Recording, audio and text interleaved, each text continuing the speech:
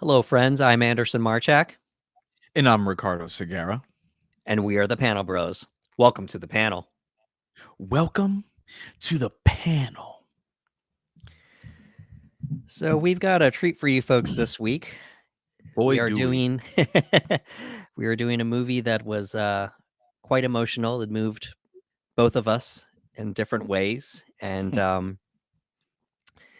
it was directed by Darren Aronofsky, and Yup. it was released on December 9th of 2022. We are talking about The Whale, The whale, man. The starring Renaissance. The yes, Renaissance. starring Brendan Fraser. Fraser. Yes, as he prefers to be called. For years, I was one of those people who said Brendan Fraser. And I started to see more and more interviews come out where he said, it's Fraser, Brendan Fraser. And I was like, okay, now I know. Now I can say it correctly. Absolutely. Um, so, as of this recording, it's late April 2023. And at this point, we know that Brendan won the Oscar for Boy, did he. best actor. Yeah, in That's, a feature hey, film.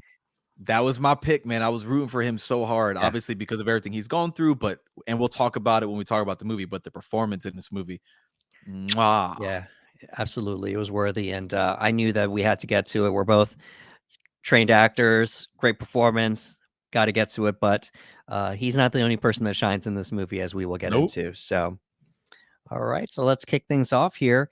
Um, the movie is sectioned by days, and I didn't Yes. quite notice that too much. I was so engulfed with the movie that I couldn't really. Whenever they gave that little card of what day we were on, I just kind of the days all blended together. But Yeah. it was really cool the way they did it. So we're here at Monday. It's the opening scene of the movie, and we get introduced to Charlie. We do. And Charlie, as it's described, is a obese man, and he stays inside. He doesn't go outside. He is an online English teacher, Yeah.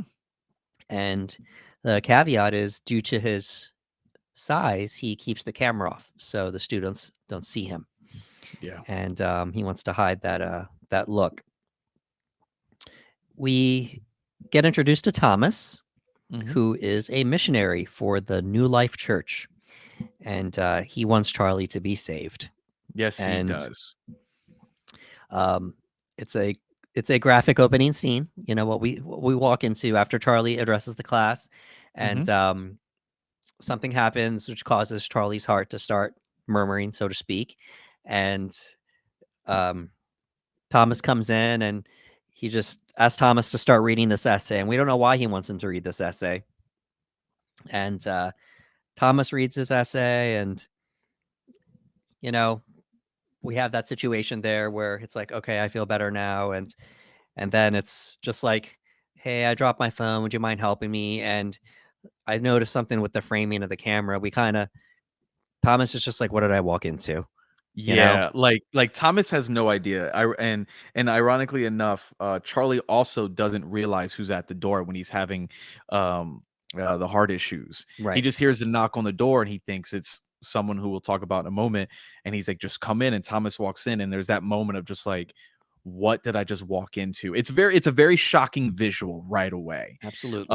So Thomas is dealing with that, and like you said, they make sure that they get that in focus, that when Thomas on the screen and the young actor who's playing Thomas, you can read it on him. It's a lot of just like, oh man, E- what is this? right. Even when he had to go and reach and get the phone, because Hmm. then he gets to see Charlie's lower body, and Yeah. then it's just like you get to see all the things that are going on with him.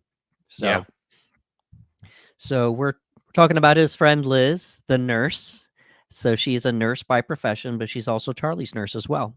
Yep. And she's urging him to go see the hospital because he had the cardiac event. Hmm. And Charlie's like, no, I can't afford it. There's bills. So we're gonna need a little medical lesson here via Google. Yeah. um, he his blood pressure read 238 over 134. Yeah. Now, those of us that have some type of that are somewhat familiar with taking blood pressure, our own or others, know that that is way above what it's supposed to be. Yeah.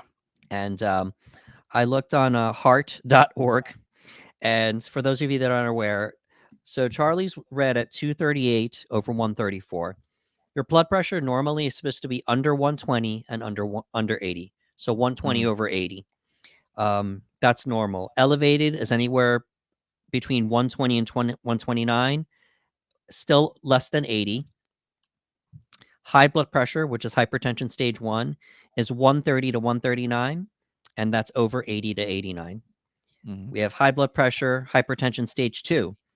It's 140 or higher, over 90 or higher. And then a hypertensive crisis is higher than 180 and then higher than 120. So Charlie's numbers blew these away. He should have went to the yeah, hospital yeah, immediately. he was pretty much in congestive heart failure, like, Correct. he was in a very, very bad state. Absolutely. So this is a little rough around the edges. Yeah, yeah, yes, she is. Yes, she is. you know, It's almost like that family member you have that they're really hard on you. They love you, but right, they're very hard on you. And she's a little rough around the edges, and she's just like, "Come on, man! Like, what are we doing here?" right. And you know that you can tell by by the way they communicate with one another, they've got a long lasting relationship. Absolutely. And it's just kind of like, well, if you're his friend, then you'll take him to the hospital or you'll call the Mhm. hospital. But she cares about him too much to go beyond his wishes. She Yeah, won't. yeah, She won't do it. And she's like, "Well, I am a nurse, so they're going to give him the same care that I will. A doctor might give him more care, but I'll do the best that I can since I'm a registered nurse." yeah, he does exactly what you mentioned where he brings up bills. He's like, "Oh, we can't afford it. I can't afford it." He's like, "I can't afford it. I can't go to the hospital and whatnot." And it's just like you said, like she wants him to get help, but at the same time, she's like, "All right, if that's what you want, you know what I mean? Like if you're saying we're not going to go, we're not going to go." And then it's almost like she understands because again, he's like, "With what money?" He's like, "With what? Like I've got bills, we've got this, we've got that. I can't afford this treatment. What are they going to do for me?" And she just Exactly. kind of just is like, "All right, reluctantly." Absolutely. Now she's yelling at him, and we get the first glimpse of Charlie's favorite phrase, which is "I'm sorry." He says this to I'm everybody sorry. all the time.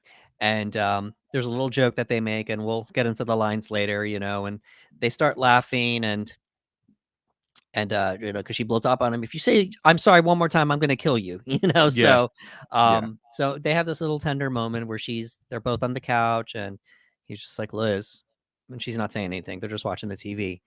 And he's just like, "Liz, come on." And then she yeah. gets up and she reluctantly gets the food. It's a big bucket of chicken. It's a And she bucket of chicken, and she man. gives it to him. And it's almost just like, if I don't get him the food, he's gonna order it anyway. And I think it's so odd. In a way, she's kind of given up on him with food at this point too. Yeah, I've heard conversations about this was like, does it count as her enabling him? Because like she wants him to get better, she wants to take care of him, but if he asks for this food, she gets him the food. And it's just like I've heard that conversation like, oh, she enabling him, but I think it's one of those things where again, it's just that you can tell they have a relationship. And it's Right. one of those things, like you said, where like he's gonna get it anyway. Right. And there is a love there. And even though she's upset about what's transpiring, it's like it's what he wants. It's what Right. he wants. He wants that. I'll just get it for him and whatnot. And it's something that you do see in that moment. Like you said, like the first time I watched it, because he doesn't ask her, he's just calling her name Right. and he's like, "Come on." And and she knows, and I was wondering if she was purposely ignoring him when he's repeating her name. I'm like, she hears him. She's just it's almost as if like again, she's reluctant to hear about the food, but ultimately she ends up doing it for him anyway. Absolutely. And in a way, that's just kind of like, this is like a commentary on American culture and stuff. You know, Mhm. there's there's alcohol, there's drugs, there's so many different addictions here, but food is like an addiction that we kind of like, it's like a hands-off type deal, because Yeah. then we can get into areas of, discriminating towards heavy people and stuff like that. Mhm. But, food can be an addiction, at Yeah. this point with the way Charlie was, absolutely. Yeah, So, yeah, but because, maybe in her mind, she's just like, well, he's not asking me to get him a list of drugs. He's not a yeah. smoker. He's not a drinker, like, I wonder if it's I a hard wonder situation. it is, and I wonder if there's a sense of, yeah, it sounds so pessimistic, but it's almost as a point of, I don't want to say giving up on him. I don't want to say that just yet, but it feels that way. But I wonder if there's a sense of his situation isn't going to get any better. Right. And if he wants it, I might as well give it. Like Right. we just spoke about the fact that, like, she's like, "You need to go to the hospital. You are in a very bad state." And he's like, "No." And like you said, he breaks the tension with a joke and they laugh. And it's like it's like that side of Charlie that always sees the good and gets to the good in people. Like, he breaks through that rough exterior that she has right now, Right. and he makes her laugh. And it's just kind of like, all of a sudden, it's like the problems aren't gone, but they kind of just got pushed back a little bit. And Right. they're just sitting in each other's company watching television. And that's it. They're just in that moment. And he's just like, "Come on, Liz, come on." And she gets it. And it's sad because you're like, you don't want to get him the chick. It's like, "No, Liz, don't get him that. Look at him." But at the Right. same time, it's like, she's probably thinking, like, this is the worst it's gonna get. Like, Right. you know what I mean? So eventually Charlie's by himself. He takes his shirt off, and obviously that was intentional so we could see what Charlie looks Mhm. like. Yeah. And he starts reciting this essay. This We keep coming back to this essay Yeah. about, about Moby Dick. And Mhm. he recites, and he's doing it from memory at this point. Yeah. And he's walking, and we see all the mechanisms on his bed that he needs, because somebody of his size needs that help to get into bed and to get out of bed and such. And it's kind of like Aronofsky's just letting us know this is this man's world. This is, Yeah. he does not live a normal life. This is not Mm-mm. normal. And that's what Aronofsky's trying to show us here.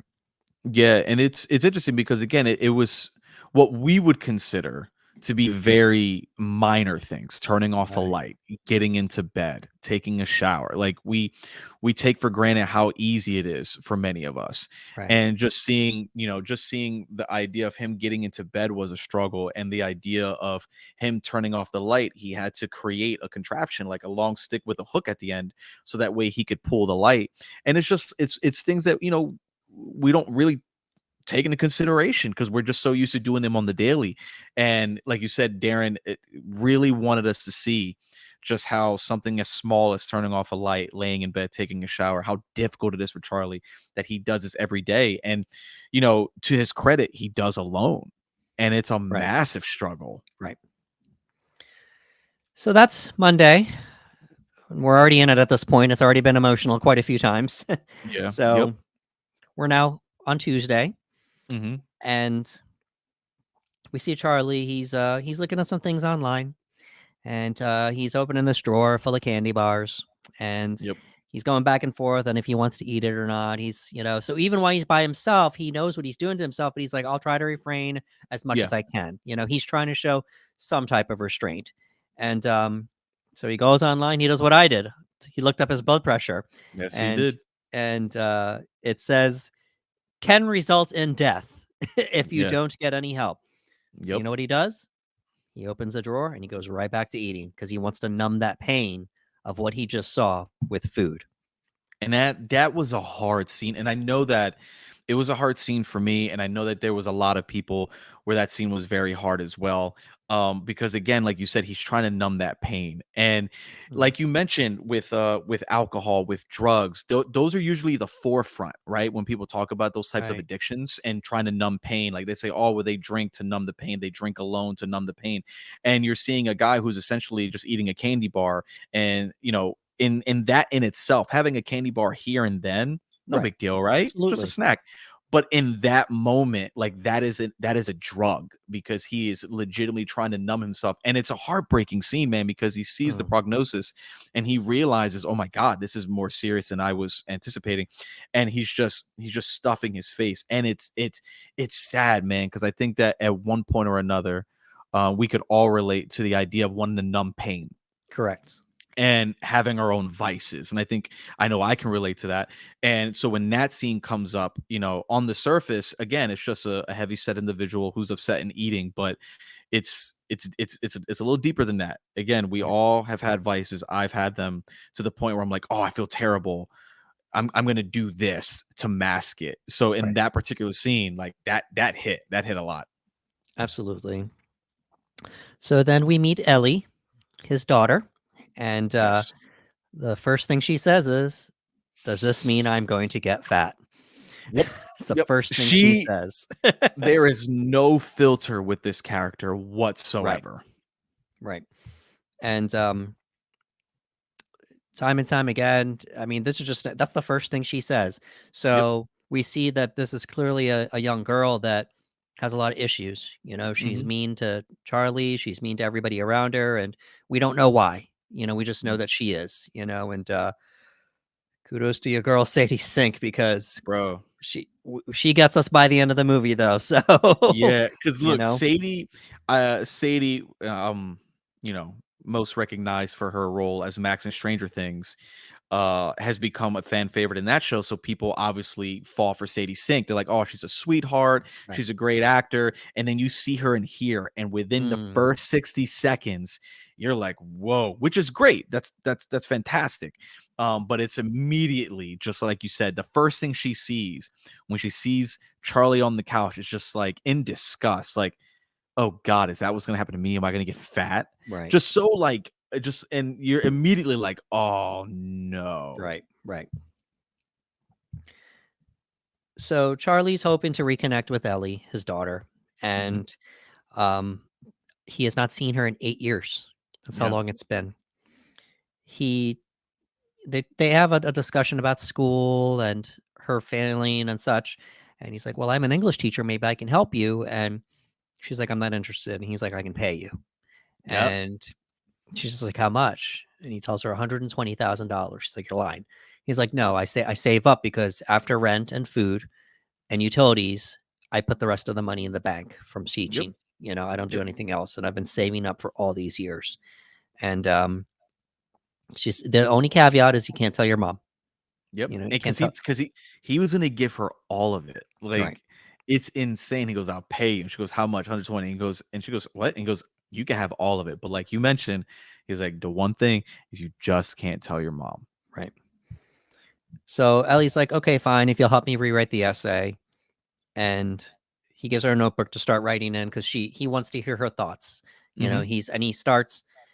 You just see what a good teacher he is because he Yes. loves writing. He loves English and he's encouraging his students and he's encouraging his daughter in the same way he encourages his students. Just write. It doesn't matter what you write, just write. And there's an ongoing theme of being honest when you write, Yeah. and he's trying to encourage her in that. Um, they have a little confrontation where she says, "Why would I want to spend time with you?" And she says, "You're disgusting." And he says, "Well, I know I'm a little bigger." She's like, "I'm not talking about the fact that you gained weight. I'm talking about the fact that you're disgusting because you walked out on me when I was 8 and you tried to sleep with your student, you Yeah. know? And we don't know the full story. We just get that little bit of piece. Yeah, yeah, the movie's giving us, like, breadcrumbs of context Right, throughout. We're not really sure, but when she said that, you knew that again, you knew that animosity was deeper than just his physical appearance. There was right, something there eating at her, and it was a very important line, like you said, the idea she's like, "No, it wouldn't matter if you're fat or not, like, you would still be disgusting because you left me when I was 8 years old," and we're exactly. like, "Oh, wait," you know what I mean? Like, now we're like, wait a minute, there's a little bit more to this. There's some context on maybe why she is the way that she is. We don't know too much yet. And then again, she mentioned a student, and you're like, Right, you right. get the wheels Because turning. and up until this point, if you're anybody with a heart and empathy, you've already felt sorry for Charlie many times up until this point because of Yes. seeing the dire situation that he's in. So now Hmm. you're getting the other side of the coin. Well, maybe Charlie's done some things to hurt other people that we don't know Yeah. about before he got like this. We'll Yeah. see.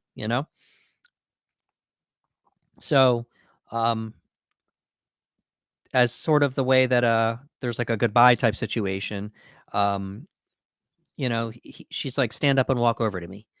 And, he's like, I can't. She's like, do it. And he uses the walk. She's like, don't use that. walk over to me. If you really want this to happen, it's almost like if you really wanted this, you would do this, you Yep. know?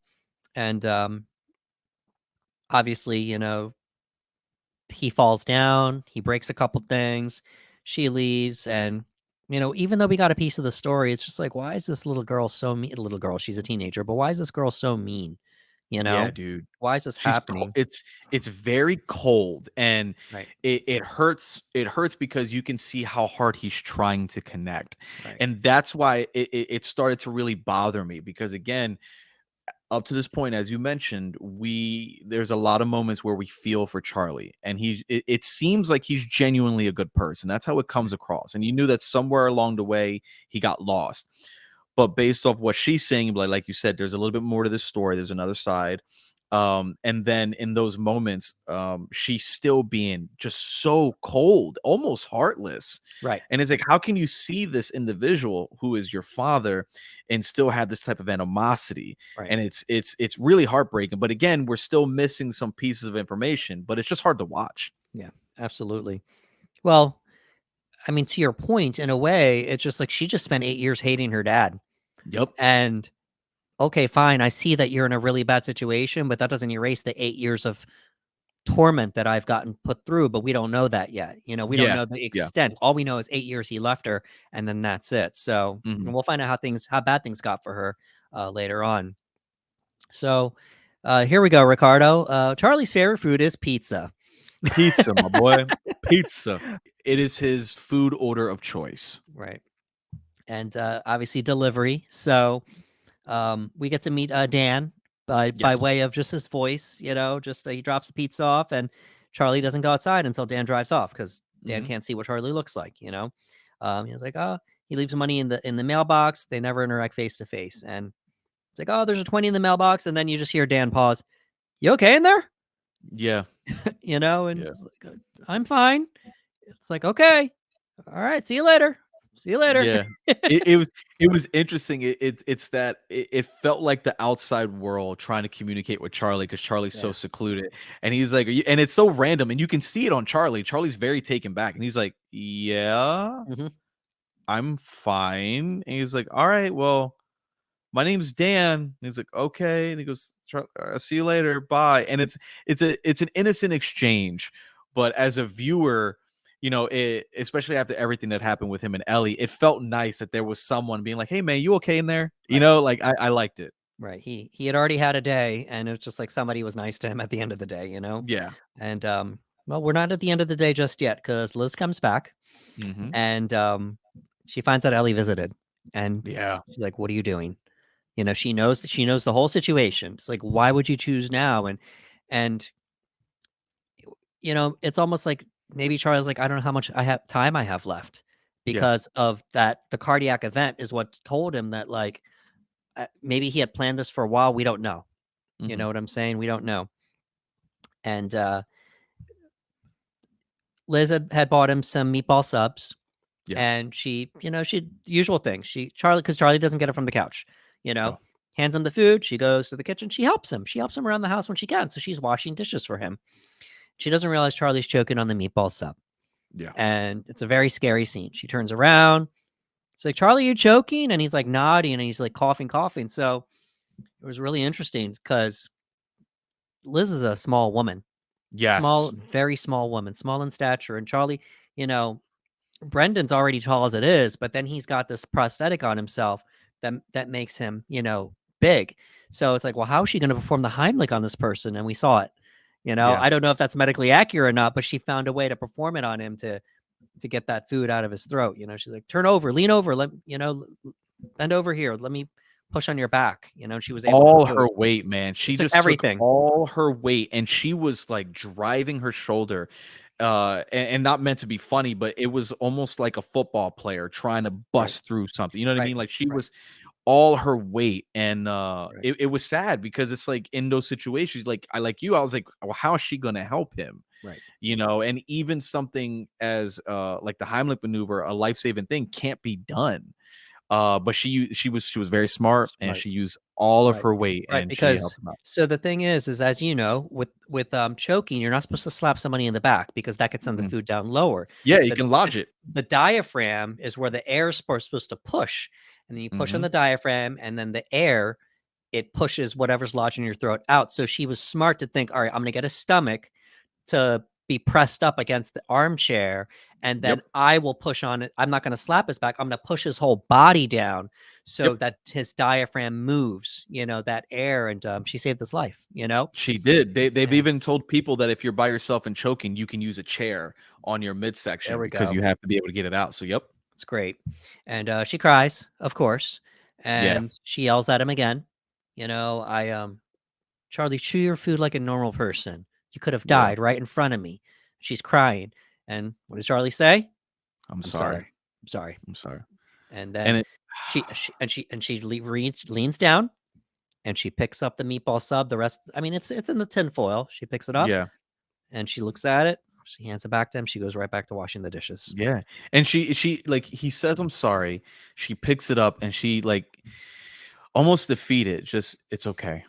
Like it's Right. okay, and just hands it back to him. And it like there was anger, there was sadness because like you said, she yells at him, man, and she's crying. She goes, Charlie, like you could have died. Like what is the matter with you?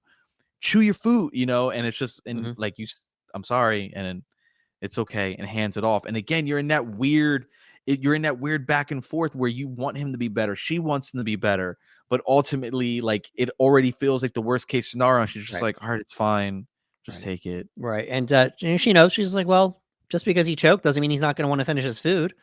So, and I'm just going to hand it back to him and go back to doing the dishes. Just Yep. another day. Yep. So it's Wednesday now. That was the end of Tuesday. We're in Wednesday now, and we're getting to know Ellie a little bit more. This is where Charlie starts encouraging her to be more honest with writing. He asks about her mom, and she's like, "Well, why are you asking me all these questions? I thought you were just going to pay me, blah blah blah." And he's like, "Listen, Ellie, you can go. I don't want to force you to be here if you don't want to be here." Mhm. And she's like, "All right, no, I'll stay." So um, Ellie has been. I put it down here that she's been pretty mean up until Yeah. this point, and Charlie had to, after they had a conversation, he had to get up. And yeah, he said, "Oh, I have to use the bathroom." And for the first time, we see Ellie budge a little bit because she Yeah. sees him struggle to get up. She doesn't show it. She just kind of like, you could tell that she's like, all right, this kind of sucks that he's living like this, Yeah. and There's little moments where you see little ticks in her right, body language and stuff where you kind of oh, there's a moment right there. right, trying to care for him. And he goes to the bathroom. He goes to the bathroom to cry because Yeah. they just had a really, emotional conversation about why you left and such. And and then you see it on her face, like, "Are you okay? Yeah. What's going on?" He's like, "I'm fine. I'll be right out." And she doesn't ask about it. She knew he was crying. She Yeah. knew, Of course you but did. so um we get some more interactions here with Thomas, and he wants Charlie to accept Jesus, Mhm. just and Liz is like, "No, she's not having it." Yeah, there's a big animosity between Liz Yeah, and the new life. Like she has right. made it a point throughout this entire movie that whenever she sees Thomas, she's like, "What is he doing here? We don't care about new life." Like she's very there, and we'll learn about that.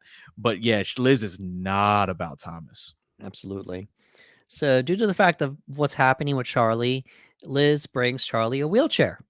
Yeah. And she said that apparently it's good for him to be at least a little mobile. So with the wheelchair, he'll get to move around the house a little bit better, and then Mhm. it'll give him a little bit of exercise with his legs and his arms, Yeah. instead of just sitting until he has to absolutely get up, So um she's not happy about Thomas's visits, as you said.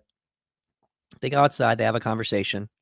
Yeah. And well, she had already told Thomas beforehand that she's the adopted daughter of New Life's head pastor, Mhm. and that Alan, Charlie's boyfriend that passed away, was her brother. Yep. And Alan's death is what push Charlie to start binge eating. And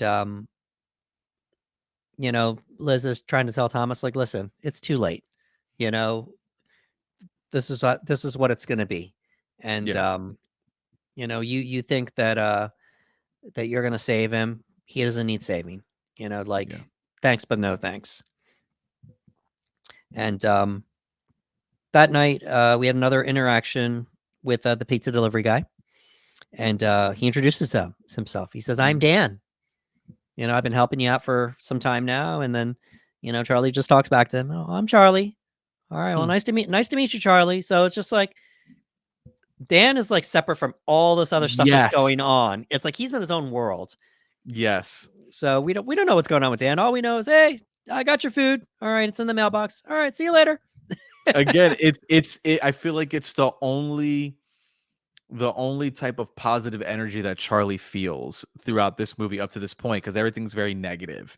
And every once in a while, you just have Dan be like, "Hey, man, you all right in there? You good?" And Charlie just, "Yeah, yeah, I'm all right. Yeah." Like, I don't know. It's like a little beacon of hope. It's like Dan represents that little beacon of hope for a moment. Right.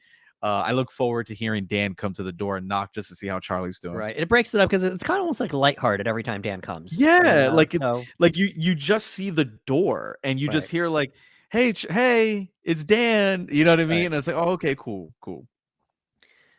So Charlie goes to read what Ellie wrote, and Mhm.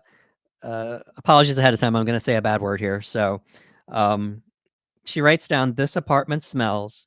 This notebook is. I hate everyone." Yeah. And so Charlie at first is just like, "Ugh, this sucks." I expected her to write something. She just wrote this, and then he counts the numbers on his hand, and he Mhm. starts laughing because whether she knew it or not, she wrote a haiku. She wrote a haiku, and he gets the joy that he feels. Yeah. Like he starts laughing and he counts it, and he was like, "Oh, da da da da da da da da Yeah. da da," and he goes, "Oh my god," and he embraces the book and he hugs it, and he's like, and again, like you said, whether she knows it or not, it was so great because she was honest. She wrote what she was feeling, Right. and she wrote a haiku, and that was Right. really And cool. in a sense, it was a poem because a haiku Yeah, is she wrote a poem without notes. She's she like, "I wrote a hate poem. poems. I hate writing." Well, guess what? Guess what, Ellie? You wrote a haiku. You wrote a poem. You wrote, and Yep. it was honest. And it was So honest, and you wrote exactly what you were feeling, you yeah, didn't hold back, and you did it, and I thought that was great. it's good stuff. And we get to Thursday now. So we're here at Thursday. We're getting towards the week now, and it's at this point it's already been hinted that Charlie's not doing really good with his health, and that he Yeah, may not even make it through the weekend. yeah, And it's almost like this is my only suspension of disbelief with this movie, because for somebody that might die by the weekend, he's moving around pretty well. He's still talking pretty well. He's mhm, still cognitive, yeah, So we have to kind of just, okay, we're watching a movie. yeah, If he makes it, he makes it. If he doesn't, he doesn't. We just have to go on the fact that he has congestive heart failure, and it could end at any point. And at any moment, yeah. they keep coming back to it because he keeps having cardiac events throughout the movie. Yeah, like, So like that moment when he embraces the book and he's so happy about Ellie writing a haiku, he starts to have a little attack because he's getting too excited, and he does the cough and he's holding his chest, and he's like, "Ah, all right." And that essay, he mumbles the essay a little bit, and he's back on track. So yeah, they make sure they constantly show us, but like you said, at any moment, this thing could go down. right. So we get some more interactions with Ellie, and he was telling her about what she wrote in the notebook, and he said he liked it, and he said he wanted to hear more.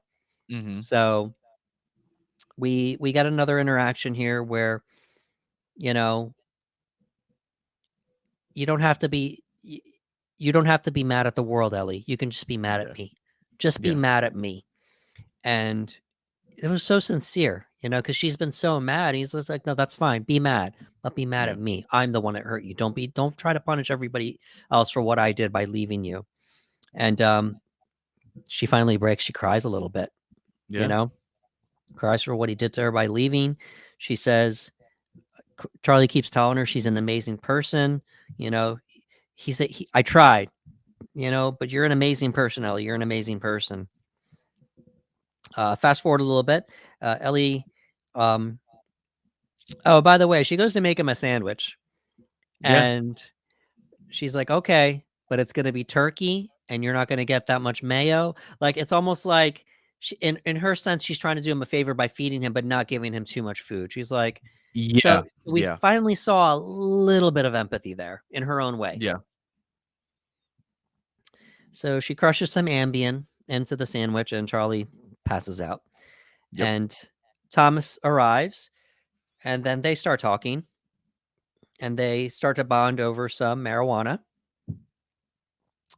Thomas admits that he stole his youth group's money, and Yeah. he fled because he felt unfulfilled from, the life that he'd been living. And Ellie's been recording the conversation. She always taking pictures of people. She's recording this conversation. These are the things Ellie does to occupy herself. Yep. And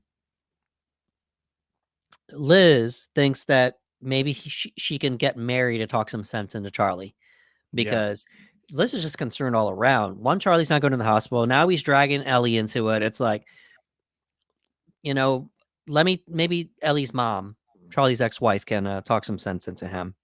Yep. One thing leads to another, and they find out that about the money that Charlie has in his bank account. So Mary guesses. She said, "What did he offer you money?" And Ellie's like, "What?" She's like, "We're not. I'm not stupid. There's no Yep. reason you'd be coming here unless it was, a financial thing. And I know him. He probably would offer that to you." And she just throws a number out. What is it, 100,000 by this point? And Liz is just like, she's lying, right, Charlie? Yeah. You That said that you. Mm, that hard part was situation. sad. That part Yeah, was hard. very sad because You she's like, know, you're lying. She's lying, right? It's just right. no. Yeah, and he's like, that money was for Ellie. She's like, Charlie, my truck broke down, and I walked in the snow to get you groceries. He's like, I offered to pay for the truck. She's like, what, with your $700 in the bank that I thought that Yeah. that was all you had? I wasn't Yeah. going to take that from you. And she's like, well, if it was an emergency, I would have helped. And she's like, would you have, Charlie? Storms out, slams the door. Yeah, and she brought up some other points of like we could have gotten you we could have got you we could have taken you to a medical facility. We could have Right, got you help with doctors. We could have got you insurance. Every time she would bring up the idea of going to the hospital, he would always say, "With what money, Liz? With what right, money?" And in retrospect, it's because that money in his mind, he had already decided that that money was going to Ellie, and he was right. not going to use it on himself. So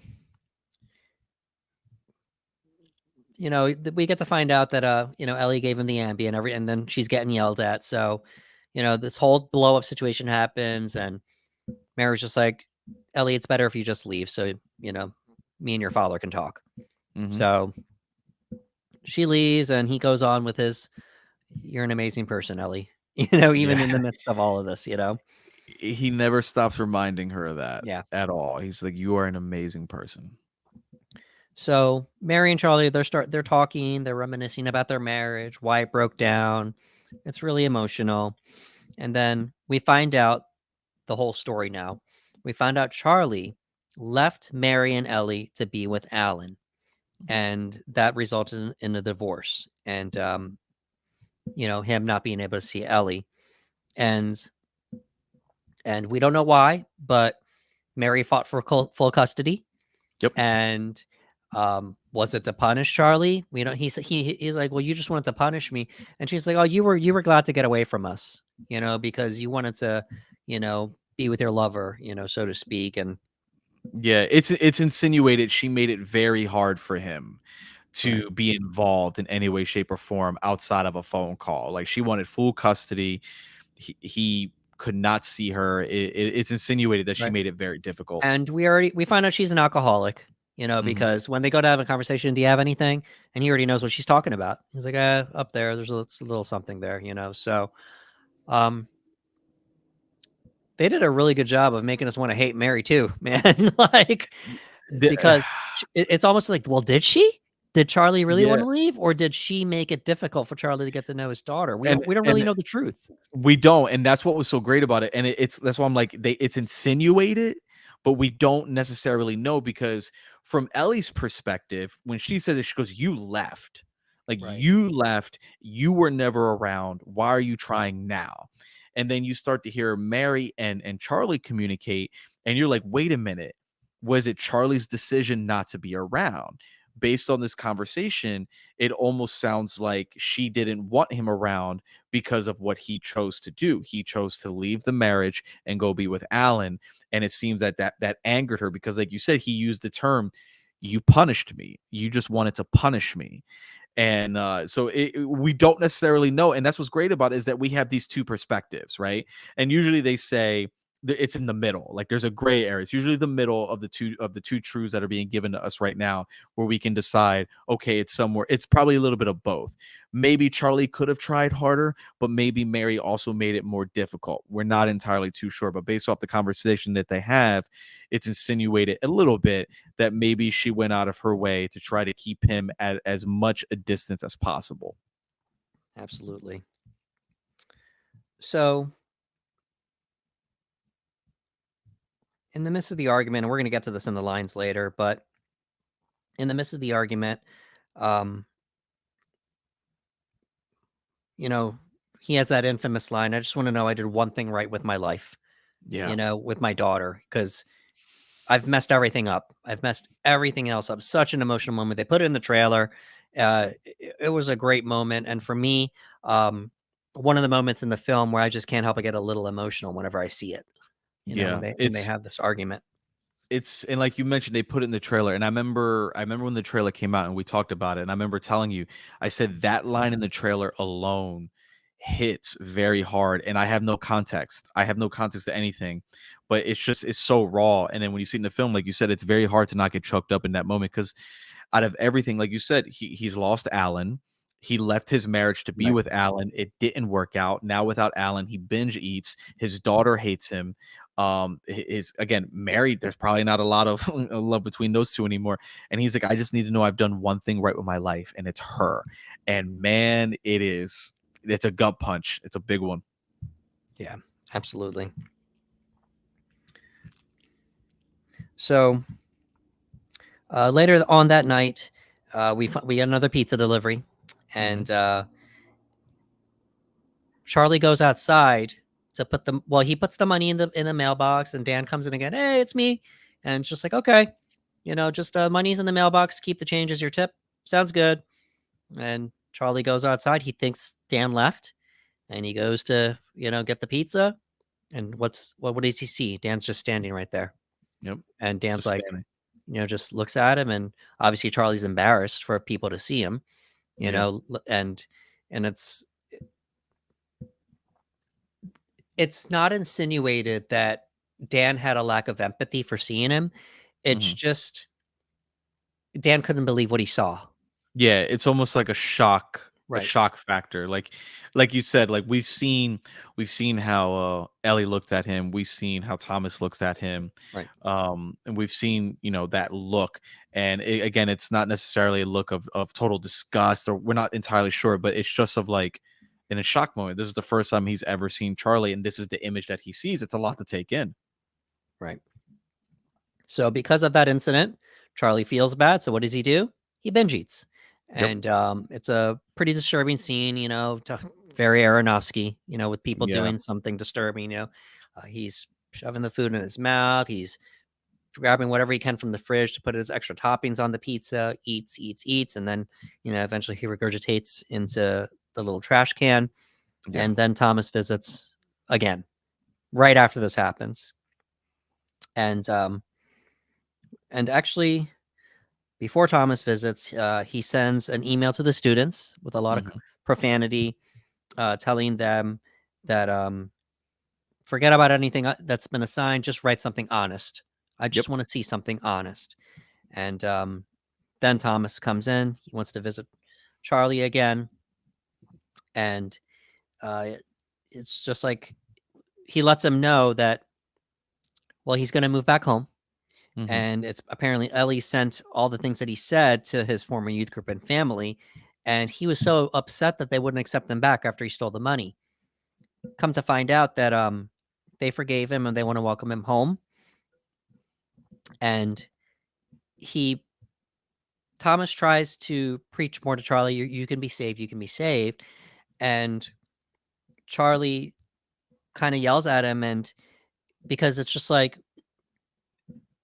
because Thomas like insinuated that Alan died because he was gay, Yeah. and that didn't rub Charlie the right way, and to kind of bring something out of Thomas, it's just like, does that make you uncomfortable, Thomas? That me and that me and that I'm gay and I had a gay lover and then we slept together. Does that make you uncomfortable, Thomas? And you see Thomas is getting uncomfortable, and then Yeah, he's pushing Thomas right now, like, he's very angry, and he's right. pushing back. He has a little senior, is that disgusting to you? How about this? How about my weight? Is that disgusting to you? How about the ulcers, that I have? How about the patches of fat on my body and the mold in between my fingers and my toes?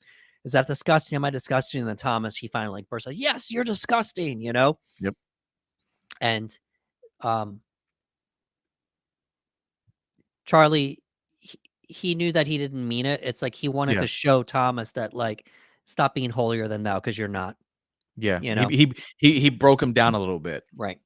And they're just like, "Go back home to your family. Thanks for coming, but you need to go back home," you Yep. know? So, that is Thursday, we get to Friday. So, TGIF, it's Friday, and what a Friday it will be. Whew. So, due to that profanity email that Charlie sent the class, the university or the school or whatever is removing him, Yeah. and, he said he's being replaced, but he wanted to read some of the submissions. And he read them back to him. Excuse me, he read them back to them. And we're going to go through this later on with the lines. Oh, Absolutely. yeah. And he said, well, since you were honest, I need to be honest with you. And he connects the webcam Yep. and they can all see him. And some of them, they're all shocked. Some show concern. Some cover their mouth. Some are just shaking their head. Some of them laughed. Yeah, I saw that too, That yeah. upset me, but Yeah. that's something kids do, you know? Did you see the one individual take a screenshot with her phone Yes. of the screen? And she's like, "Oh my she's taking a screenshot." And it's like, Good "Oh, one. good god." That's a good one. Yeah, that's a good one. So, and there was a heavier girl. I rewound it because I wanted to see. There Mhm. was a heavy person, Yeah. and it was interesting how she reacted. Excuse me, they reacted when they saw Charlie. Mhm. It was almost like, oh, he's heavy, and Yeah. it's almost just like, well, I'm heavy too, but he's heavier than me. So Yeah, it was because interesting. Charlie shows them, this mainframe, but then he also, holds the laptop out and shows his legs, There you and go. you Yeah. can really see how big he is, and again, you get a lot of and that's why it hurts so much, like you said, there's a couple people that laugh, and you're like, "Oh," like, it's Right. just, I don't know, it hurts a lot. Right. And I'd like to think a group of adults wouldn't react like this, but who knows? You know what I'm saying? I was forgiving because it was a bunch of kids. Yeah, Kids yeah, kids yeah. are going to react a certain way. Also, people have defense mechanisms. We I don't. was just gonna say that when you mentioned kids, that some people's defense mechanisms is they try to use humor or they laugh to deflect, Right. and it's hard to know for sure, but yeah. Right. So, but that was I know I'm talking a lot about this here, but I thought that was a really good shot because no two people are going to react to the same situation the same way.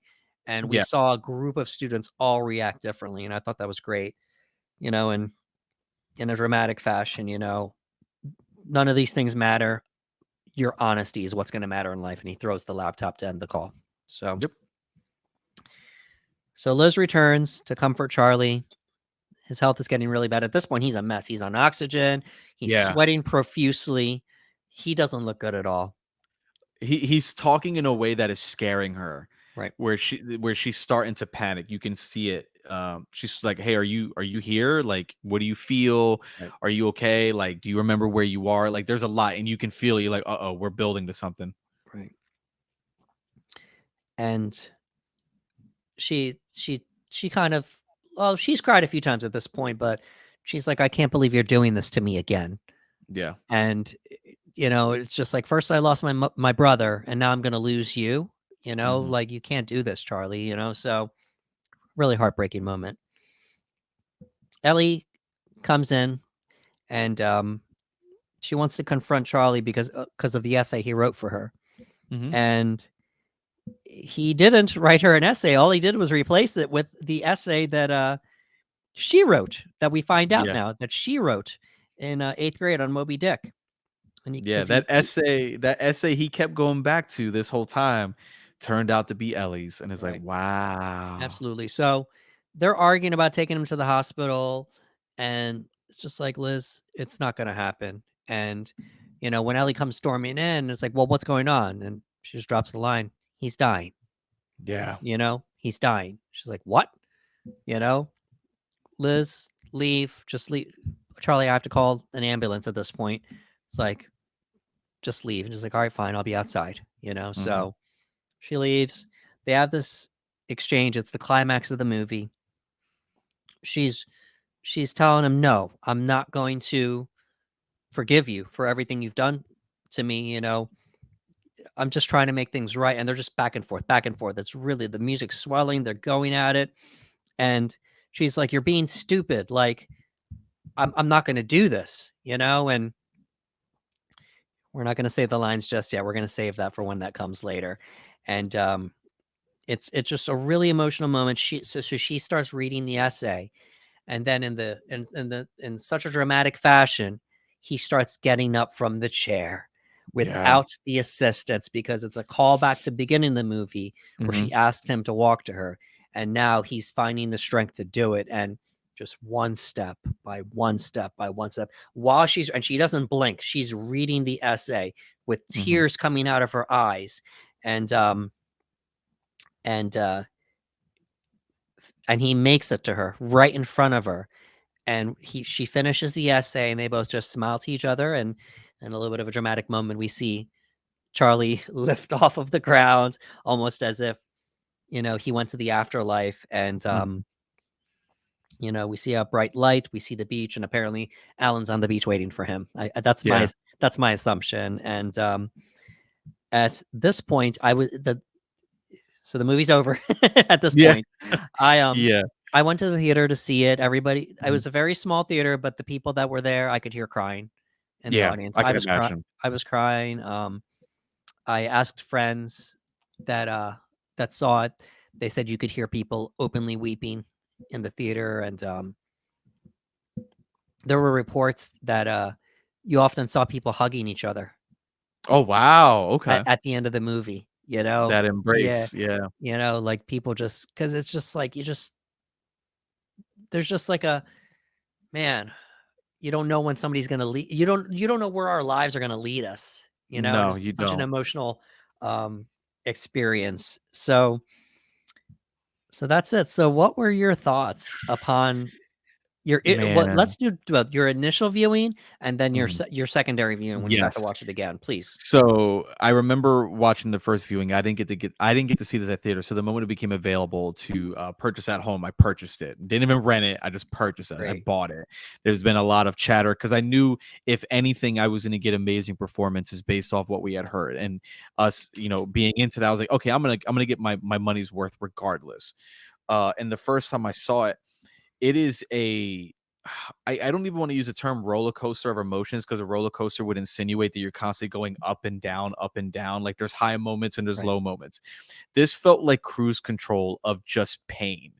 And I remember just the first time I'm watching it, it was just it was so tragic and so sad because you're watching a man try so desperately hard to make a connection, and all he knows is sadness. That's all he knows, but through right, all of that he's trying so hard to be as positive as he can. And I remember, like, I couldn't keep a dry eye through the first watch, man. Like right, there was many moments, like I said, even the moments where he was just eating to numb the pain, I was getting choked up because I was like, man, this is relatable to so many different people.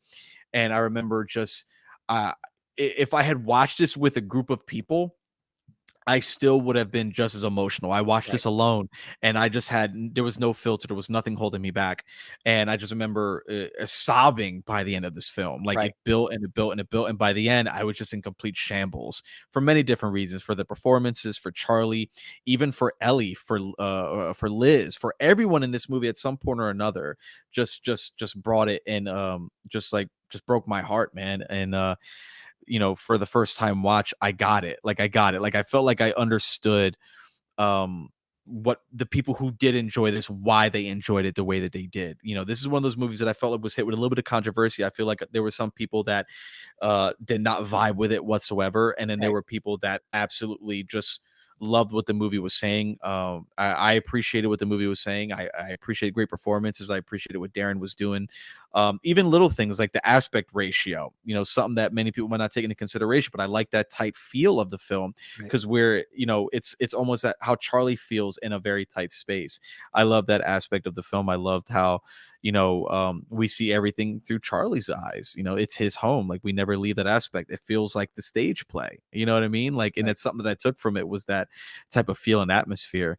But man, just a soul crushing film Yeah, from beginning to end, man. It's just hard. absolutely. It's I hard. I cried a few times when I saw it in the theater. I was in the back row, so there's nobody really around me. So, Just the ending is probably the most emotional because yeah. for my rewatch for our breakdown, I held it together pretty well for the entire movie, but just Yeah. that ending, man, is just so emotional. And Yep. you know, you mentioned the play. It was based on a stage play Mhm. by Samuel D. Hunter of the same name, and Mhm. it's I believe it was 2012, and the title's a little deceiving because it's called The Whale, and you're Yes. thinking, is it called The Whale because the lead is a heavy person? Like, that sounds Yeah. kind of mean, you But know? yeah, So it's just like, no, it's called The Whale because of the essay, the essay So Moby Dick, the whale, and it's like, "Oh, man," and it's yeah, there's so many nods, especially within her essay that relate to Charlie, where you find out that one of the things she hated about Moby Dick were what she considered to be the boring chapters because he starts just going on about whales and it's a distraction from the misery he's feeling, and you relate right, that to what she's going through or what Charlie's going through. And I love that aspect of the film is like, oh, like these are the parts like Charlie's choosing to see the beauty in Ellie, and it's just the distraction from such a horrible life that he's living. And I thought that was really cool. So the whale title works really well because, like you said, I remember when this movie was announced, and they were like, right, "It's called The Whale," and I was like, "What's it about?" And they were like, "Oh, it's about character Charlie who is obese and dealing with his issues." And I was like, "Oh, that's kind of like mean on the nose." You know what I mean? right. Like, you're calling him the whale, but then you watch the movie, you get the context like, oh, it's actually about her essay, and you're Yeah, like, okay, it's okay. great. You mentioned, I believe, is the aspect ratio of 4:3. It's or Oh, it's full screen. I know that. Well, it's like the box we get the almost. box, we get the black bars on the right and left. You know what I mean? Right, not We get that right widescreen. there. Yeah, not No, 16 by so my guess is, well, 16 by 9 is widescreen, so 4:3 is full screen. So I'm assuming, I don't wanna call it full screen. I wanna say it's the same thing that, Zack Snyder's Justice League. I'm gonna find out right now exactly what Please, aspect ratio it while was. you're doing that, please. Um, I looked it up. Brendan didn't gain that much weight. He gained a little bit, but it wasn't that much. You were right. 4-3. It was 4:3. Oh, wow, 4-3 aspect ratio. that's really geeky, man, that I would Or remember hey, that. hey, man, Yeah. that's a beautiful thing that you got it. You're like, "Yo, Yeah. it's the 4-3 aspect ratio. It's 100% the Cool. 4-3 aspect ratio." Absolutely. Good stuff. Good stuff. And but see, I was wrong though, because that's not what Zack Snyder's Justice League in. I think it's I don't know what aspect ratio, but it felt the same way because Yeah, you wanted to see more. Um so I looked it up about the fat suit, and he gained a little bit, but most of that was prosthetics. And yeah. depending on the shot, listen to these numbers here. The prosthetics were anywhere between 50 to 300 pounds. Dude, he was carrying weight, man. And I looked it up. He's about a 200-pound man, 200 Yeah, plus. He's yeah, tall, so he's got a little bit of a weight on him too. So at one point, he was including the prosthetics. He was 500 pounds at yeah, one point. yeah. That's wild. It is, and I'm sure that it definitely, and I think he mentioned it, that it helped in with the process, because he can actually feel this weight on his body, and there's an actual, like, there's an effort he has to put in.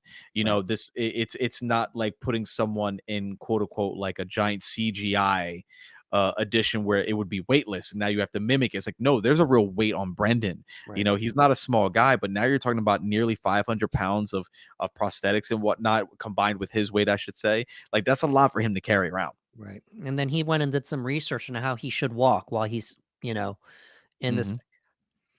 And I read that a few times. I said, how can you carry something that's 300 pounds? Like the suit on you, like, but I read multiple articles and they said no, the prosthetic suit, maybe not when he was walking, maybe when he was at a seated position, maybe it was 300 Hmm. at that point, so Yeah. just remarkable what Fraser did. Um I wanted to talk about Darren Aronofsky here. Okay. This man has a way of pulling just visceral, there we go, performances out of Yes. people. He has a way of displaying just how I don't want to say the word ugly, but just how raw people can be. And he explores addiction. You want to talk about Requiem for a Dream. He explores The addiction. Wrestler. The Wrestler, he's a, he's given up everything for this craft and he doesn't Hmm. care because this job is the only thing that matters to him. We have Black Swan, what she's doing to her body, what she's doing, all for the obsession of getting that spotlight to get the lead, and the nasty things she was willing to do. And and then he's got his strippy movies too, but Mhm. just it was definitely a Aronofsky movie. It was so dreary to look at the colors and Yeah, yeah, like, you know, he does these movies where you mentioned addiction and almost like these characters dealing with the ugliest version of themselves, you right, know, their addiction, what their, you know, you mentioned, or we mentioned The Wrestler, Requiem for a Dream, and The Whale. Like, you have these characters that are dealing with this addiction for one reason or another. You know, in The Wrestler, you had Mickey Rourke's character, Randy, who essentially has nothing but that. So he's right. addicted to that life. That's his relationship. You know, Requiem for a Dream, you have these drug addictions, and then with Charlie, you have this addiction to eating to numb his pain because of everything that he's endured up to this point. And Darren does a really good job of exploring those themes. Yeah, absolutely. So let's briefly just give our kudos to the cast here. Bro, Uh, my goodness. Woo! Yes. Everybody, Yeah. everybody. I it- as someone with an amateur theater background, before I was even told this, I could tell this was a play. And I if you're remember you said that. Yep, I yeah, and if remember. you're familiar with stage plays, when you're watching this movie, you can tell it was a stage play just because how rich the dialogue was. It's in one area, how often we see the characters come and go. It was Mhm. very much like a stage play, but Aronofsky did a good job of making it into a movie. Everything Yeah. takes place in his apartment. Um, we have Sadie Sink as his daughter Ellie, and we also had Ellie, Sadie's younger sister, JC Sink, as young Ellie in the flashbacks. Oh, So yeah. so like a little callback to Stranger Things when her sister played the Yeah. younger version of herself Yeah. on Stranger Things. So we have Ty Simpkins as Thomas, the missionary.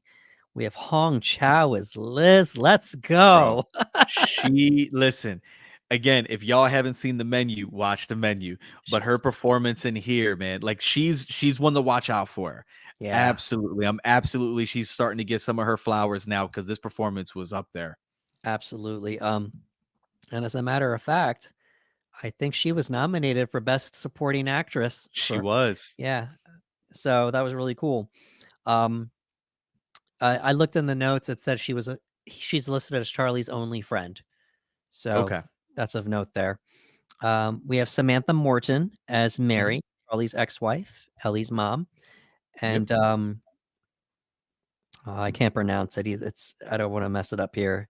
I'll just do his first name, Satya, and he plays Dan, the pizza Yeah. delivery. Yeah. So, and then of course the one and only Brendan Fraser as Charlie. And Good lord. without Brendan, this movie doesn't work. We needed somebody so lovable, that we need in a way we needed to know that no matter what the weight was on the person, that it was still a good person underneath. Darren Aronofsky had mentioned in an interview that the whale he wanted to do this for years, but he couldn't find Charlie. He Right. couldn't find Charlie, and we were very fortunate enough that Brendan, again, the Renaissance, Brendan started Yeah, getting work. He started coming back in the limelight, and Darren was like, "Wait a minute, like that might be the guy," because right, there's that, like you said, there's that lovable to Brendan, and right. obviously, it's no secret. If people want to do the go online, they can go ahead and read it. But we know everything that Brendan has been through, and there's a lot of an emotional story behind Brendan as a person, which translates really well to Charlie, and you can feel that. Right. I mentioned that to someone today. I said, I don't know if this movie hits the same without Brandon's performance. Everyone is on their top of their game in this movie, but obviously Charlie is our lead.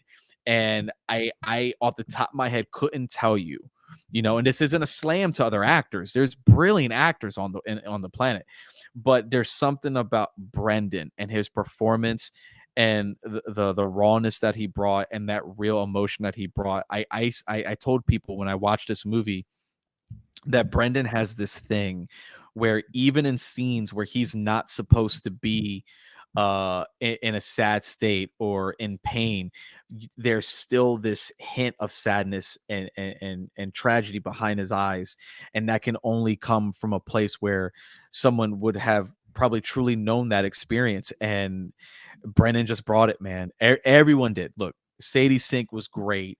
Hong Chow was great. Brendan, like everybody's on top of the game, but the hype was real. I remember everyone was saying you have to watch The Whale Yeah. for the performances, and even people who walked away from this movie who said, it really wasn't for me, but Brendan absolutely deserves the recognition that he is getting for this film. And I was so happy when he got the Oscar win, because without a shadow of a doubt, just one of the best performances I've seen in a very long time, and Yeah. easily his best performance to date. Oh, yeah, career best performance from Yeah. Fraser. Definitely one of the best performances we've seen in a while. It's just no denying, and I wanna retract what I said a little bit. There's many likable actors, there's Mhm. many likable, but there are a few that are just universally loved, Yeah. and, Fraser's one of them, absolutely. People are so glad to see him back again, and he's been doing wonderful. We got to see him come back again for Doom Patrol, you From know? that, hey, we were team Brendan, bro. We was already Yeah, there. So it was it was cool. great. It was great seeing. I mean, the world has always loved Brendan, but it was great Absolutely, because he was in a significant role again on Doom Patrol. And it was like, right. oh, like, let's get more work for Brendan, as if we have that control. But it's just going online and spreading a lot of positivity about him. So, like you said, like there's this love that he has Yeah, that helped translate to the screen. And we're rooting for Charlie as we would root for Brendan. It was great. absolutely. So strap in, folks. We got some lines here. We're gonna do a little scene study, Oh, man. and Dude, yeah, some of these lines hit, man. yeah. For acting purposes here, I made the decision that Ricardo's going to be reading Charlie every single time because this movie and this role resonated with Ricardo so much. Obviously, it's, he's a father, but Yeah, also yeah, also just his love for Fraser and Fraser's comeback and such. yeah. So this first scene here, it's uh it's that exchange between Liz and Charlie. So Okay. in the beginning here. Alright, so it's Monday. Yeah. Okay. "I'm sorry you had to come over, Liz, No, it's okay. and I'm sorry I always think I'm dying. Charlie, your blood pressure is 238 over 134. I'm sorry. Go to the hospital. I'm sorry. Stop saying you're sorry. Go to the hospital. I'm sorry. You have congestive heart failure. If you don't go to the hospital, you'll be dead by the weekend. You will die. Then I should probably keep working. I have a lot of essays this week. God damn it. I know I'm an awful person. I know. I'm sorry." Thomas, did you want to hear about Christ's message of love and Liz? No, he does not. Thomas. Okay, okay, I'll go. I still don't understand why you wanted me to read that essay to you. It's a really good essay. Liz, goodbye. Charlie, you have to go to the hospital. This has gone way too far. And rack up tens of thousands of dollars on hospital bills that I'll never be able to pay back ever. This affects me too, you know. You're my friend. I know. I'm sorry. You say you're sorry one more time, I will shove a knife right into you. I swear to God. Go ahead. What's it gonna do? My internal organs are 2 feet in at least. And then they laugh. And then they share that laugh. And that's when he broke through. That's when he got through because she's so angry. And Right. again, even in that moment, he found levity. And he's like, oh, do what? My Right. internal organs are like 2 feet in at least. And I'm like, and like even as a viewer, I was like, all right, that's a funny joke. I was like, Yeah. It was that's a funny, funny and joke. it's such a so many sad things have happened at this point. And there's a lot of funny moments in this movie. You know, Yes. there's not a lot, Yes. but there's a few funny moments, and they're brought forth by Charlie here. Just Charlie just seems like a good person to know, man. He It's really cool, does. you know. So He does. And again, as you can see, he's very apologetic. right, He just, I'm sorry, I'm sorry, I'm right, sorry. And she's just getting angry. She's like, and I can understand her frustration. It's like, right, yo, like I'm trying to help you here. We're trying to work right, together to get you help, and all you could say is I'm sorry. Like if you say it right, one more time, I'm gonna kill you. Like it's like I get that frustration. right. So now we're gonna fast forward to Wednesday here. This is Ellie interacting with Charlie Mhm. and Anderson, myself, will play Ellie, and Ricardo's going to be Charlie again. All right. Why did you gain all that weight? Oh, I don't. If you're going to interrogate me, I'm going to do the same thing. Why did you gain all that weight? Someone close to me passed away, and it had an effect on me. Your boyfriend? My partner. Your student? He wasn't that young. It was a night school course. Oh, I remember him. You had him over for dinner once when mom was in Montana visiting grandma. You made steaks, the good kind. Better meal than you ever made me or mom. I remember hearing the two of you talking after I went to bed. How do you remember all that? I told you, I never forget anything. How did he die? You know, I'd really rather not talk about this right now if that's all right. I I'll write these essays for you, but I'd like you to do some writing just for me. I hate writing essays. Just think about the poem for a while and write something. Be honest. Tell me what you really think. You want me to write what I really think. I'll be back in a minute. Just write whatever you want. So, um, that was the moment that he went to the bathroom to cry, Yep, you and know? we got and Yeah, and we get a little context here. We get a little bit of context here again where she says that she goes, "Oh, I remember him." And you're thinking back to when she was 8 years old, and she remembers Alan coming to the house, and even just something as little as, like, preparing food, she goes, "Oh, yeah, I remember that. You made steak, the good kind."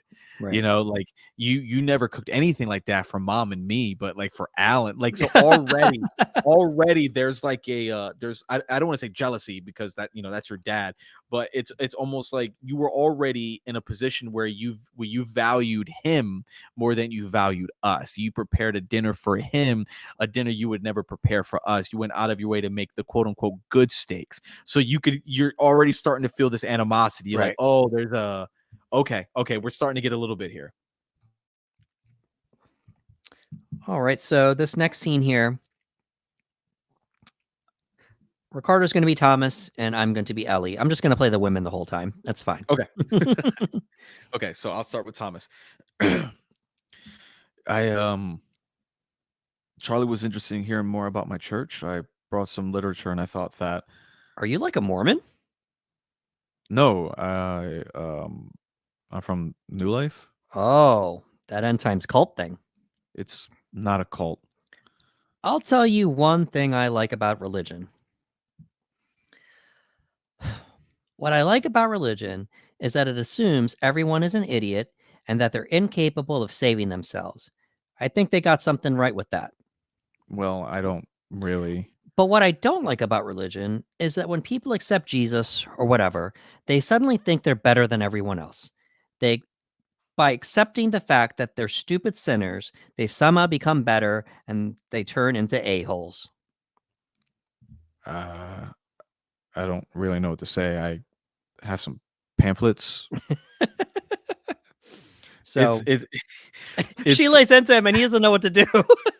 bro, he's stunned. Like she's so aggressive Right. that you can immediately feel it, that he, in his mind, he goes, I'm here to just kind of help out. I just want to do something positive.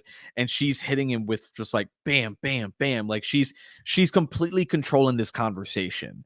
And we saw how she is with her father Charlie, and now we're Right. seeing how she is with a complete stranger, someone that she's never met before. And like it's almost like I don't know what it is, but like it reminded me of like Ellie's personal defense mechanism, that she stays in control of the conversation. Right. She stays in control. She keeps you at a distance by staying in control. She throws you off your game, and right away Thomas is just like, I don't know. I don't know Right. what to He's say. Like, I have pamphlets. yeah, like it's such a That it's such line. it's such a funny line. Like you said, Yeah. there's definitely funny moments in here, because again, he's a young kid too. Like they're Yeah. roughly around the same age per se, Right. and he's just like, I don't know how to respond to this anger. Right. I've got pamphlets. Right. And like to your point, I remember there's this one moment where she's like, "Do you find me attractive?" And Bro, he's like, "What?" She's like, what? "Well, I don't find you attractive at all." All. Like, at all. Like she's like, it's like she's vindictive. Like, Right. I always, whenever she's talking, especially to Thomas, I'm like, she's very manipulative. Like Right. like she's twisting him up in a bunch in order to get him to do something that he probably wouldn't normally do, throw him off his game a little bit. But yeah, like that line was, do you find me attractive? Because I don't find you attractive at all. And it's Right. like how is he supposed to respond to Right. these things? Like, she's staying in control. So this next scene, Liz and Thomas have their moment on the porch, Okay. and I'm going to play Liz, and Ricardo's going to play Thomas. All right. Where are you from? What? You said you've only been here for a little while. Where are you from? Um, Iowa, a town called Waterloo. You asking me? No, I'm from Waterloo. Your whole family move out here for new life? No, it's just me. I wanted to do some missionary work before school. You're from Iowa and you came to Idaho to do missionary work? Why aren't you in Africa or something? Idaho needs the word just as much as anyone else. Okay, listen. I know this is I know this is fun for you.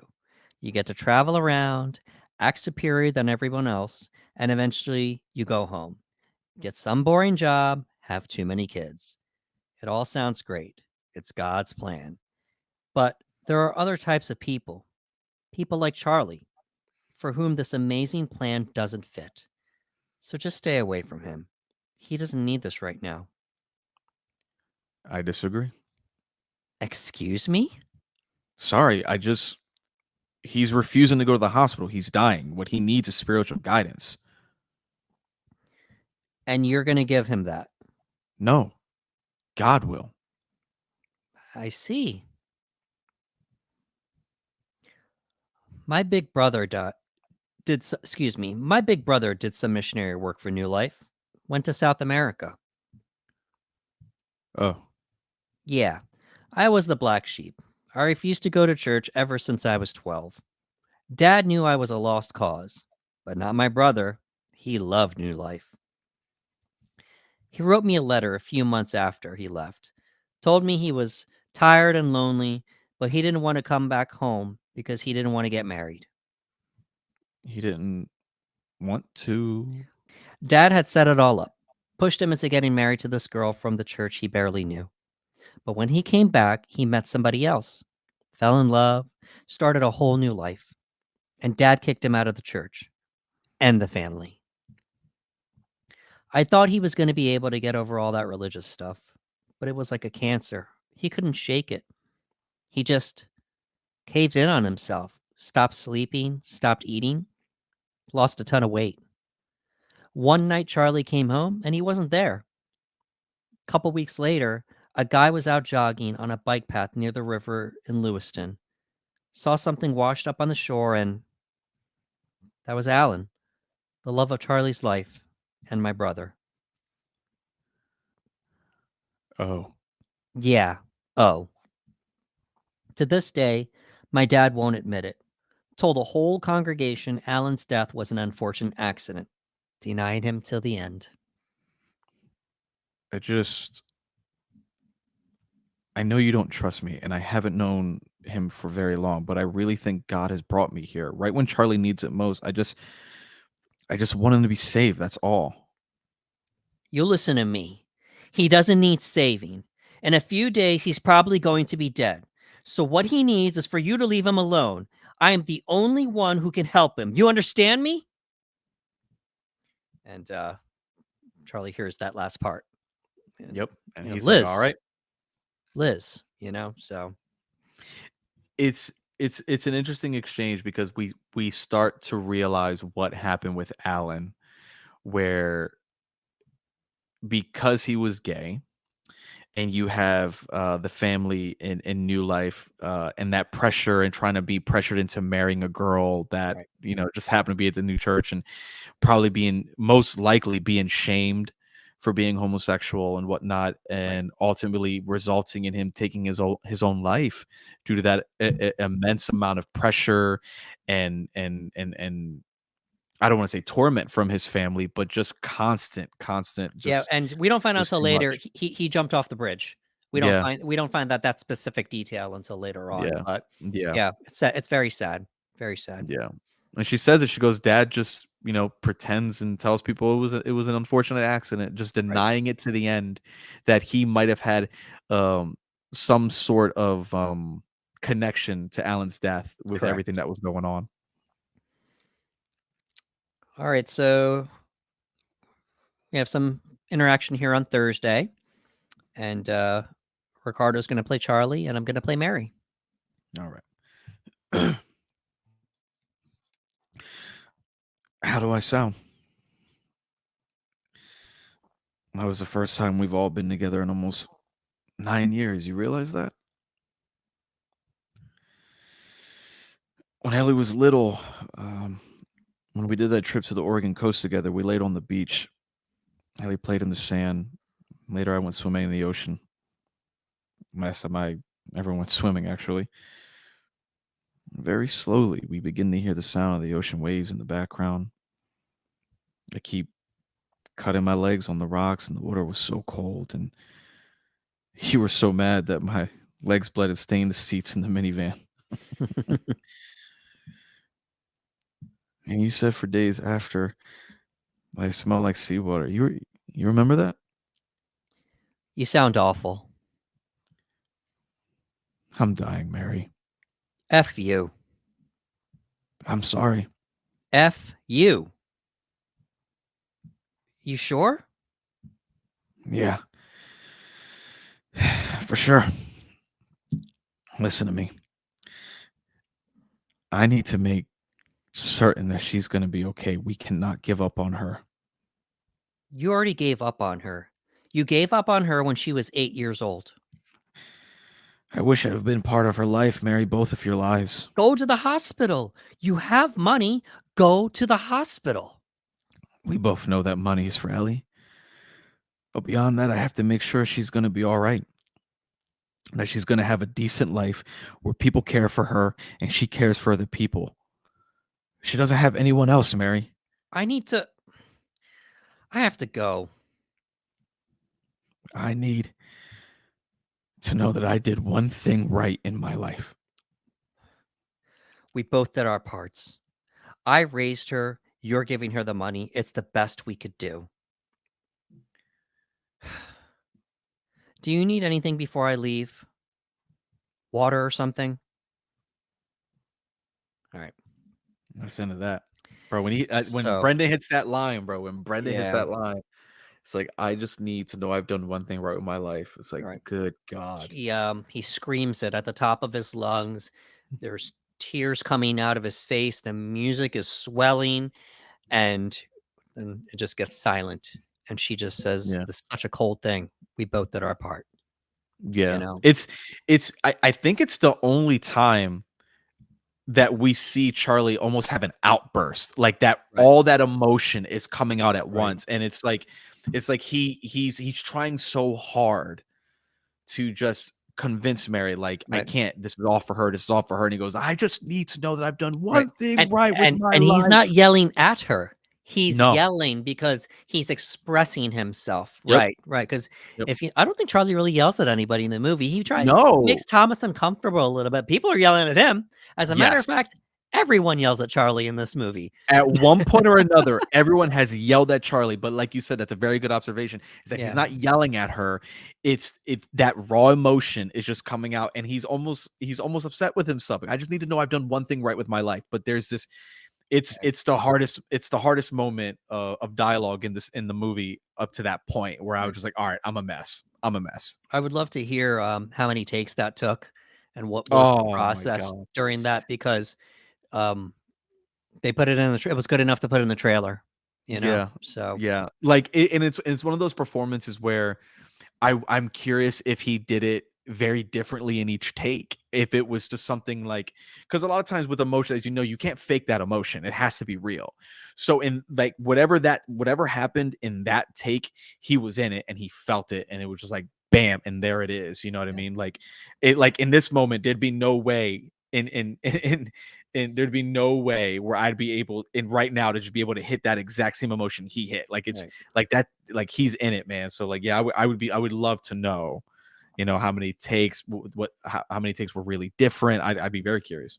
It's a nice scene, um, and we've seen somebody get close to Charlie before because Liz is his friend, so she sits next to him and, I mean, he was a bigger person to begin with anyway, just his stature, but with the weight, it's almost like you kind of just lean on him a little bit, Yeah. so Liz had already done that, but in this moment, it's almost like they're having a moment where they're reconnecting, um she wants to hear his heart.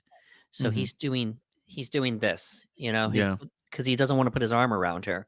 And then eventually he's just like, "It looks like we're having a moment here," so he puts his arm around her, and Hmm.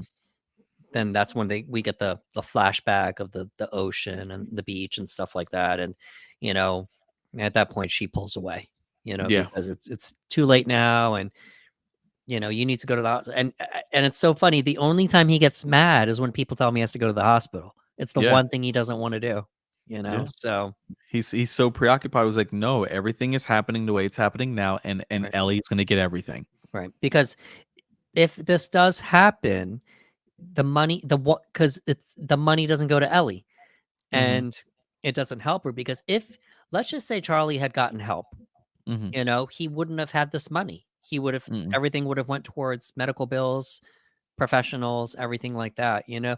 Maybe his life would have turned around, we don't know, but he made Hmm. his decisions, so Yeah. alright, so this next scene, it is, it is now Friday, Hmm. and, Ricardo is going to play Charlie, and it's, Charlie addressing the class. All right. Well, your complaints have been heard.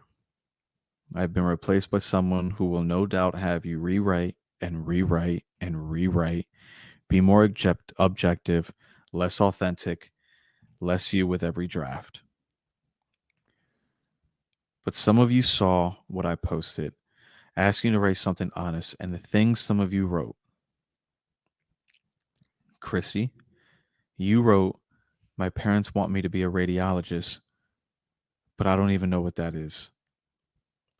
Julian, you wrote, I'm sick of people telling me that I have promise. Adam, you wrote, I think I need to accept that my life isn't going to be very exciting. You all wrote these amazing, honest things. I just, I want to be honest with you now. Now, you've been so honest with me. I just, And at this point, Charlie reveals himself on the laptop through the webcam and shows himself to the entire class. These assignments, they don't matter. This course doesn't matter. College doesn't matter. These amazing, honest things that you wrote, they matter. Great moment. Yeah. I had to include it because it was just the way he addressed the class, and just that we finally got to drive that point home. He keeps saying it over and over again. Honesty is what matters. Honesty. It's about And honesty. for anyone who is a writer or wants to be a writer, he's right on it, man. It's that honesty. And I love that he wants to pull that out of them. I love that he wants them all to be an individual. He says, I'm going to be replaced with someone that's going to have you write the same thing. You're going to rewrite, you're going to rewrite, you're going to rewrite until you lose your voice, until you lose who you are. And these people wrote something and they were honest. And to them, it probably wasn't a big deal. My parents want me to be a radiologist. I don't know what that is. Right. Something as simple as that. And they're probably like, or whatever. And he's like, yo, these are great because you're expressing yourself and it's honest. And it's a good moment. All right, so this is going to be our last interaction here, and I'm going to read the essay that Ellie wrote as Ellie. Um, we're not going to redo that closing scene because there's no way to do it justice. So I'm just going to read it here, and let's go. All right. In the amazing book Moby Dick by the author Herman Melville, the author recounts his story of being at sea. In the first part of his book, the author, calling himself Ishmael, in a small seaside town, and he is sharing a bed with a man named Queequeg. The author and Queequeg go to the church and later set out on a ship captained by the pirate named Ahab, who is missing a leg and very much wants to kill the whale which is named Moby Dick and which is white. In the course of the book, the pirate Ahab encounters many hardships. His entire life is set around trying to kill a certain whale. I think this is sad because this whale doesn't have any emotions and doesn't know how bad Ahab wants to kill him. He's just a poor big animal, and I feel bad for Ahab as well because he thinks that his life will be better if he can kill this whale, but in reality, it won't help him at all. I was very saddened by this book, and I felt many emotions for the characters. And I felt saddest of all when I read the boring chapters that were only descriptions of whales, because I knew that the author was trying to save us from his own sad story just for a little while. This book made me think about my own life, and then it made me feel glad for my. And then it cuts. There's been speculation about what that final life line is. Some people think she thankful for my life, for myself, for my father. We don't know what the final line is. Yeah, There's hints, but at that point, that's when the movie ends. Yeah. They're face to face, and we've heard the essay recited. I think Thomas read it, Charlie recited it, and Charlie repeats it over and over again throughout the movie. But we finally get to hear the author, and it's such a cool scene when she first starts reading it, and then she realizes it's her essay, from when she was in 8th grade, Yeah. and just really cool. Just a really cool moment that the author got to read her essay that we've been, that the whole movie was titled about, Yeah, and it's yeah, yeah. It's such a great reveal when you find out, what her essay is ultimately and what it means to Charlie and whatnot. And during this moment, throughout the entire film, whenever he's in a bad spot, he reads that or he says it out loud to calm himself down.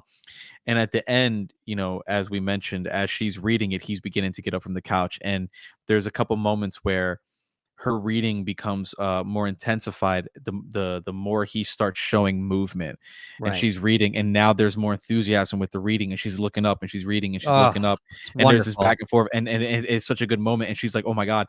And it hits so hard because they're finally standing they're standing face to face, and they both just share this smile with one Right. another, and it just hits because this whole movie, there's not a real smile that comes from her at all. When she manipulates Thomas, there's smiles here and there, but this was a genuine smile. And obviously, she didn't even want to read it. She wanted to leave. She was like, "No, I don't want to do this. You can't do this to me. Right, and then I and then need to go." and then she drops the line. What does she say, Ricardo? She says, "Daddy, please." And I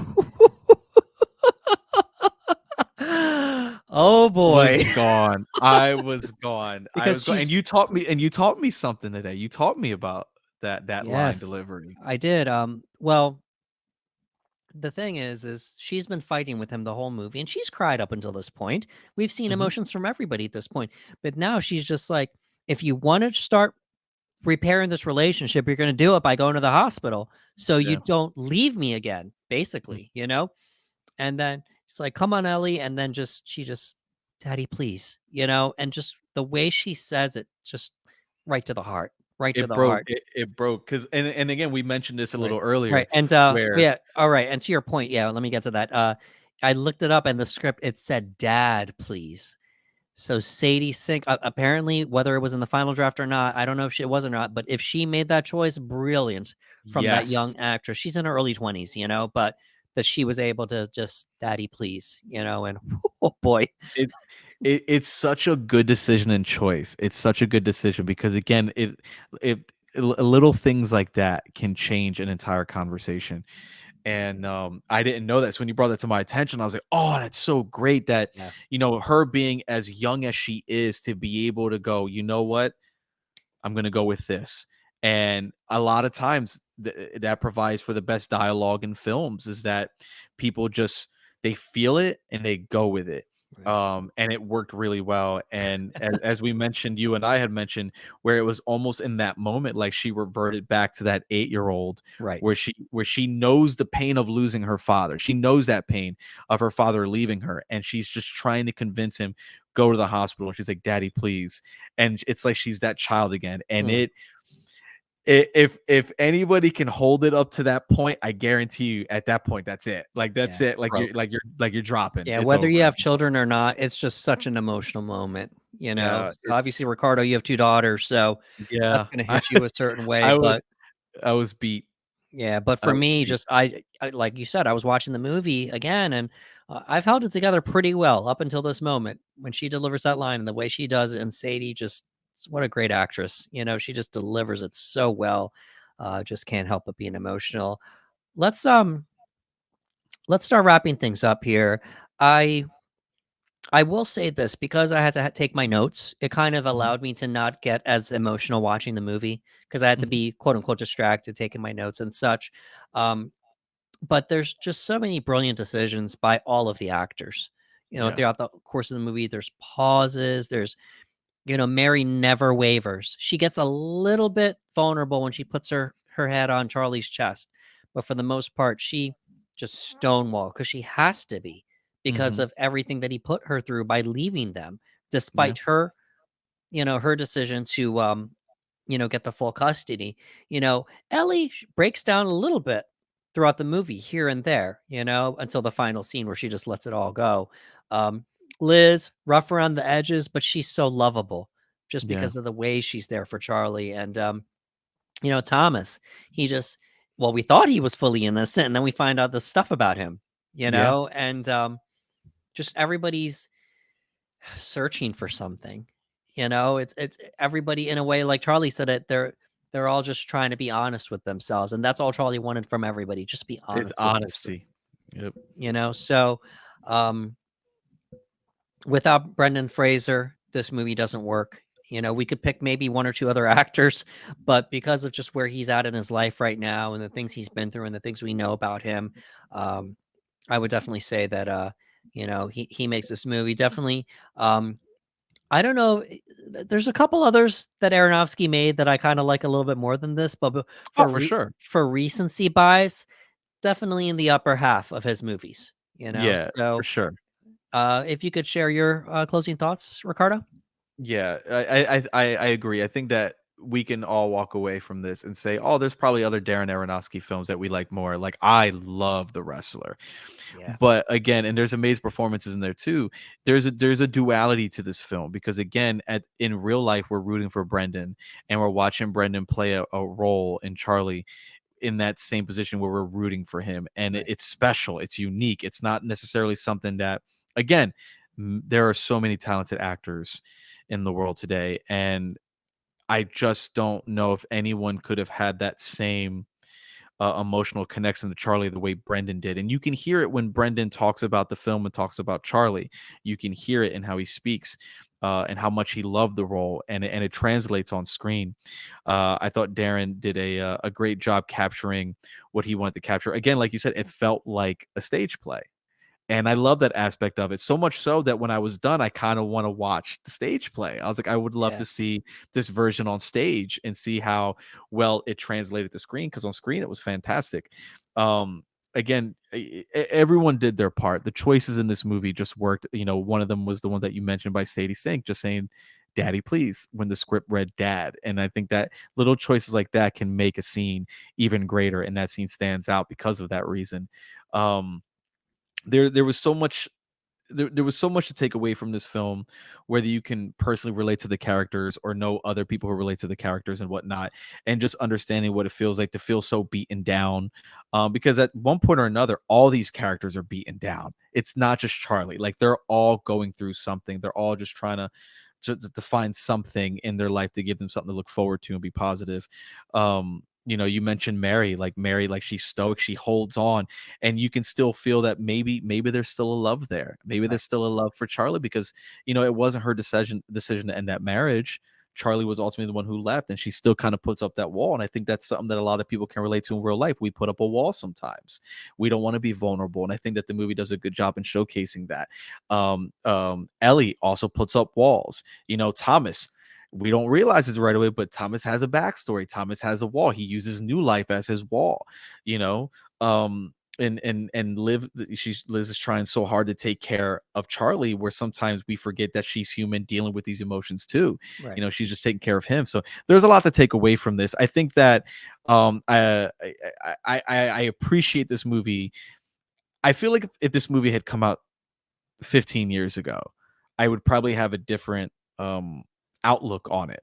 And I have an appreciation for it now because you mentioned I do have two daughters, and I think one of the things that stood out to me the most was Ellie, because I feel like if I had seen this 15 years ago, I would have despised her character. I would have like, oh, she's so unlikable, like she's so mean, she's so this. And even if I understood the fact that she was resenting her father for leaving, I feel like I might have walked away 15 years ago being like, oh, she was just terrible into the end, man. But being in a position where I am now watching this movie, now being a father, I understand that unconditional love that Charlie has for her and only wanting to see in the best parts of her no matter what. So I understood that from a different sense because my life is now different. So when I'm watching him in the movie, at no point did I get mad at her. I was just Right. like, I wasn't angry at her the same way I probably would have been many, many, many years ago. And that comes, and we mention this almost in every episode that we have. These movies affect people differently on where they are in their lives. Right. What are they going through in their lives that they can relate? And for me, the aspect was a father. Like I appreciate this movie from a father's perspective, and I understood what Darren was doing with Ellie. I understood how Charlie within that world reacted to Ellie and seeing the beauty in her, even when she was doing things that we know as an audience she wasn't doing to help Thomas, for example. She wanted to exploit Thomas, but it ended up helping him. And he's like, that's all she wanted. She just wanted to help. And I love that I can watch this movie with a new set of eyes as a dad and take that in and appreciate it. So there's just a couple things that I really appreciate about watching the movie, especially now at this point in time in my life. Yeah, and I'd be remiss not to mention it at least once before we get out of here. We're both fitness guys, Mhm. and we're friends with people that are into fitness, bodybuilding, CrossFit, the whole deal, powerlifting, fitness all the way across the board. So I would like to say this. I think that it's just such a touchy subject with the I think they call it the obesity crisis in the Mhm. United States. And we want to be very clear here, all bodies are beautiful, Mhm. and it doesn't matter whether you're You're big or small, muscular or thin, all bodies are beautiful, but that doesn't mean that internally there might be some other things going on, you Mhm. know? And um, we don't know what people are going through, Yeah. and we don't know, why someone may gain weight to the point of being medically disabled, as Charlie was. Mhm. There's overweight, and then there's, as the Wikipedia page says, morbidly obese. It Yeah. could be a variety of reasons. It could be a medical reason. It could be a trauma. It could be an eating disorder. It could be, I said, a trauma. Charlie lost somebody, so he turned to food. Yep. Could be addiction. It could be a thyroid problem. We don't know what the situation is, and it's it's such a cold thing to say that somebody had control over the situation. Um, Yeah. I'm of the belief that when it comes to science, science has shown us there's a way to change this. It can change, and it takes a strong person to make that choice one day. When Mhm. they want to change, if this has happened to their physical body, regardless of how they got there, there is a way to change it, and there are resources there. But it depends on the person, as Yeah. far as as far as that choice goes. But I do feel, and I don't want to get too deep here. Obviously the way society treats heavy people, I'm not okay with that. I'm Yeah. absolutely not okay with that. I believe that everybody is a valid human being, regardless of the size or shape of their body.